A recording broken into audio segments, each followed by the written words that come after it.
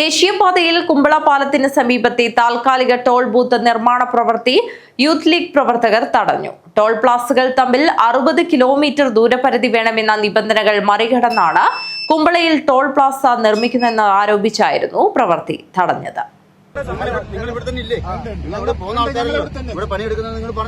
ദേശീയപാതയിൽ കുമ്പള പാലത്തിന് സമീപം താൽക്കാലിക ടോൾ ബൂത്ത് നിർമ്മാണ പ്രവൃത്തി യൂത്ത് ലീഗ് പ്രവർത്തകർ തടഞ്ഞു. അസീസ് കളത്തൂർ, MP ഖാലിദ് എന്നിവരുടെ നേതൃത്വത്തിലുള്ള പ്രവർത്തകർ വെള്ളിയാഴ്ച രാത്രി 9 മണിയോടെ എത്തിയാണ് പ്രവൃത്തി തടഞ്ഞത്.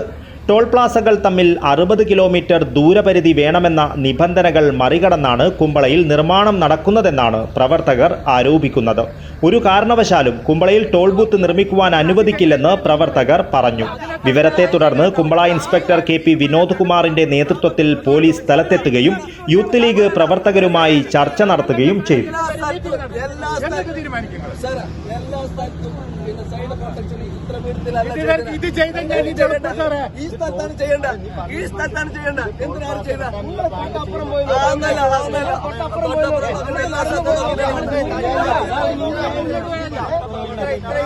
ശനിയാഴ്ച മഞ്ചേശ്വരം MLA AK അഷ്റഫുമായും ദേശീയപാത നിർമ്മാണ കമ്പനിയായ ഊരാളുങ്കൽ സൊസൈറ്റിയുമായും ചർച്ച നടത്താമെന്ന ഉറപ്പിന്മേൽ പ്രവർത്തകർ പിരിഞ്ഞുപോയി. ശനിയാഴ്ച വരെ നിർമ്മാണ പ്രവൃത്തി നടത്തരുതെന്ന് കമ്പനിക്ക് പോലീസ് നിർദ്ദേശം നൽകുകയും ചെയ്തിട്ടുണ്ട്.